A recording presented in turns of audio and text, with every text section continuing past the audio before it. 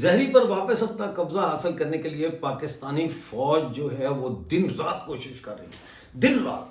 پہلے انہوں نے چھوٹے پلٹونیں بھیجیں، گاڑیاں بھیجیں، بمباری کی، سارا کچھ کیا، لیکن زہری ان سے حاصل نہ ہو سکا۔ اس کے بعد انہوں نے جیٹ طیارے، ڈرون کے ذریعے وہاں بمباری کر کے معصوم لوگوں کو شہید کیا، پھر بھی زہری کا قبضہ یہ واپس حاصل نہیں کر سکے۔ اور گزشتہ روز پوری فورس لے کر یہ زہری کی جانب بڑھے، لیکن میں ان کو بتا چکا ہوں اپنی ویڈیوز کے ذریعے کہ وہ طاق میں بیٹھے ہیں۔ یہ معمولی فوج نہیں ہے بی ایل اے اور براس، یہ well trained, well equipped force ہے۔ تو انہوں نے گھات لگائی، اور گھات لگا کے سرمچاروں نے پاکستانی فوجی جو قافلہ آ رہا تھا حملے کے لیے اس پہ حملہ کیا، اور 15 سے زیادہ پاکستانی فوجی اس میں ہلاک ہو گئے، کئی زخمی ہو گئے۔ یہاں یہ بات بھی جاننا ضروری ہے کہ یہ حملہ صرف کل نہیں ہوا، بلکہ کل اس حملے کا تیسرا دن تھا۔ یہ 3 دن سے گھمسان کی لڑائی جاری ہے زہری کے اطراف میں، لیکن بلوچ سرمچار ہر مارکے میں کامیاب ہو رہے ہیں۔ یہ سوچنے کی بات ہے کہ آخر ایسی کون سی طاقت ہے بی ایل اے اور براس کے پاس کہ وہ دنیا کی 5ویں یا 4تھی جو بھی ہے بڑی فوج کو شکست دے رہے ہیں۔ وہ 4تھی بڑی 5ویں پاکستانی فوج جس کے پاس ایٹم بم اور ایٹمی ہتھیار ہیں، اور جس نے سعودی عربیہ کے ساتھ ڈیفنس پیکٹ کیا ہے، وہ بلوچستان کے اس تحصیل زہری کو قبضہ نہیں کر سکتی؟ کیا چیز ہے؟ کمنٹ میں بتائیں کیوں نہیں کر سکتی، کیا وجہ ہے؟ دوسری طرف ناظرین میں آپ کو یہ بھی بتاؤں کہ مشکے اور واشک میں جو ہے وہ پاکستانی فوج پر آج حملہ کیا گیا ہے۔ اس کی ابھی ہمارے پاس کوئی اطلاع نہیں ہے کہ اس میں کتنے ہلاکتیں ہوئی ہیں، اور وہ بھی آ جائے گی، کیونکہ وہاں پہ نیٹ بند ہے اور چیزیں بند ہیں، تو 2-3 دن جو ہے اس کے بعد خبر آتی ہے۔ مشکے سے جو خبر ہے وہ یہ ہے کہ آج شام پاکستانی ٹائم کے مطابق 6 بجے جو ہے وہ میانی کلات میں قائم پاکستانی فورسز کے کیمپ پر مسلح افراد نے بھاری ہتھیاروں سے حملہ کیا۔ حملے کے دوران شدید فائرنگ اور دھماکوں کی آواز سنی گئی ہے۔ تو یہ حملے تو جاری ہیں، یہ صرف جو ہے وہ ایک جگہ پہ نہیں ہو رہے۔ دوسری طرف ناظرین مستونگ میں فرنٹیئر کور اہلکار کی فائرنگ سے تیل بردار زمباد گاڑی کا ڈرائیور ہلاک ہو گیا ہے، شہید ہو گیا ہے، جس کے بعد علاقے میں شدید احتجاج کیا گیا ہے۔ یہ واقعہ میجر چوک کے مقام پر پیش آیا، جہاں مقامی پولیس کے مطابق ایف سی اہلکار نے گاڑی پر براہ راست فائرنگ کی، جس سے ڈرائیور موقع ہی پر دم توڑ گیا۔ یعنی وہ پرواہ نہیں ہے، بس فائر مارو، گولی چلا دو، مار دو، کاٹ دو۔ یہ ان کی نفسیات ہے ناظرین، یہ ان کی نفسیات ہے، اور یہ ہمیں پتہ ہے کہ یہ ان کی نفسیات ہے، لیکن یہ نفسیات کامیاب نہیں ہو رہی ناظرین۔ ادھر ناظرین کیچ میں بلوچ لبریشن آرمی نے 27 ستمبر کو معدنیات لے جانے والی جو ٹرک ہے اس پہ اٹیک کیا نصیر آباد کے علاقے میں، اور انہوں نے اس کو پاکستان یعنی پنجاب لے جانے سے روک دیا، وہ نہیں لے کے جا سکے۔ اس کے بعد انہوں نے اس ٹرک کو آگ لگا دی، اور حملے کی جو ذمہ داری ہے جیسا میں نے بتایا بی ایل اے نے قبول کر لی ہے۔ زہری میں ابھی میرے پاس یہ دیکھیں، میں پروگرام کر رہا ہوں اور ابھی اطلاع آ گئی ہے۔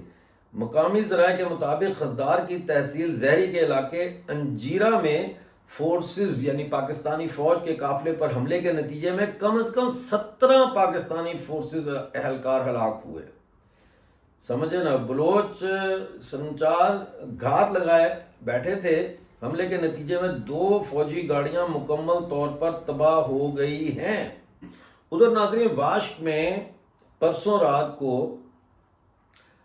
زرد کے مقام پر مسلح افراد نے ایک ناکہ بندی کی سی پیک روڈ پر، اور اس دوران جو پولیس تھے ان کو حراست میں لیا گیا، پولیس اہلکاروں کو، اور پولیس کی ایک گاڑی اور اسلحہ اور دیگر سامان جو ہے یہ سرمچاروں نے ضبط کر لیا، لیکن پولیس والوں کو چھوڑ دیا انہوں نے۔ دوسری طرف آپ کو میں یہ بتاتا چلوں کہ جو بلوچ بیٹیاں ہیں، بہادر بیٹیاں، وہ اسلام آباد میں ابھی بھی دھرنا دے کے بیٹھی ہوئی ہیں، اور آج ان کو 77 دن ہو گئے، 77 دن سے وہ دھرنا دے کے بیٹھی ہوئی ہیں، اور اسلام آباد خاموش ہے، اسلام آباد بے حس ہے، کیونکہ یہ ہے ہی بے حسوں کا شہر۔ یہ آباد ہی بے حس لوگوں کے لیے کیا گیا تھا، بیوروکریٹس کے لیے، جرنیلوں کے لیے، وزیروں کے لیے۔ بے حس لوگوں کا شہر ہے یہ اسلام آباد۔ بلیدہ میں جو ہے وہ ایک نوجوان کی تشدد شدہ لاش ملی ہے، اور یہ کہا جا رہا ہے کہ اس کو 2 دن پہلے پاکستانی فورسز اور سرکاری حمایت یافتہ ڈیتھ سکواڈ کارندوں نے یوسف ولد عبدین کو گڈکئی کوہ سے دوران ڈیوٹی حراست میں لیا، اور آج اس کی تشدد شدہ لاش برآمد ہوئی۔ تشدد شدہ لاش اس کی برآمد ہوئی ہے۔ اور اس کے علاوہ کچھ دن پہلے بلیدہ میں پاکستانی فوج کے ہاتھوں زیر حراست 2 نوجوانوں کی مسخ شدہ لاشیں برآمد ہوئی تھیں، جو پہلے سے جبری گمشدگی کا شکار تھے۔ ادھر ناظرین، 24 ستمبر کو پاکستانی فورسز نے بلوچستان کے علاقہ نوشکی کلی جمال الدین سے وقار بلوچ ولد قدوس بلوچ کو رات 3 بجے ان کے گھر میں چھاپا مار کر گرفتار کیا، اور اب ان کا کچھ پتہ نہیں ہے کہ وہ کہاں ہیں، ان کو جبری طور پر لاپتہ کر دیا گیا ہے۔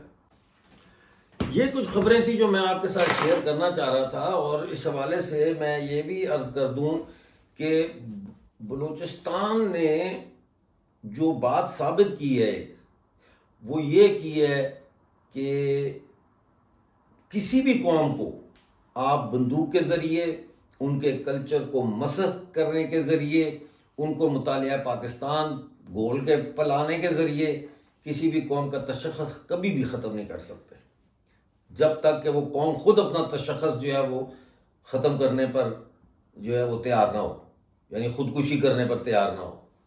تو بلوچستان میں جو حالات ہیں، یہ مجھے لگ رہا ہے کہ ابھی اور زیادہ یہ خراب ہونے جا رہے ہیں، کیونکہ پاکستان کے ساتھ مذاکرات کا کوئی دروازہ ایسا نہیں ہے جو کھل سکے، اور ایک ہی دروازہ نظر آ رہا ہے، اور وہ دروازہ ہے ہتھیار ڈالنے کا، اور اس میں ہتھیار جو ہے وہ پاکستانی فوج کو ڈالنے ہی پڑیں گے۔ حالات بہت مخدوش ہیں، آپ دیکھیں ہر طرف جو ہے وہ پاکستان میں قتل و غارت گری کا بازار گرم ہے، اور جو صدر، وزیر اعظم، آرمی چیف، وہ اپنے بیرون ملک دوروں میں بزی ہیں، کبھی ٹرمپ کو ملتے ہیں، کبھی کدھر جاتے ہیں، کبھی کچھ کرتے ہیں، اور جو گھر کے اندر جو آگ لگی ہوئی ہے اس کی طرف ان کی کوئی توجہ نہیں ہے، جس کا مطلب یہ ہے کہ وہ جو کچھ انہوں نے بنایا ہے یا بنا رہے ہیں اس کو ٹھکانے لگا رہے ہیں۔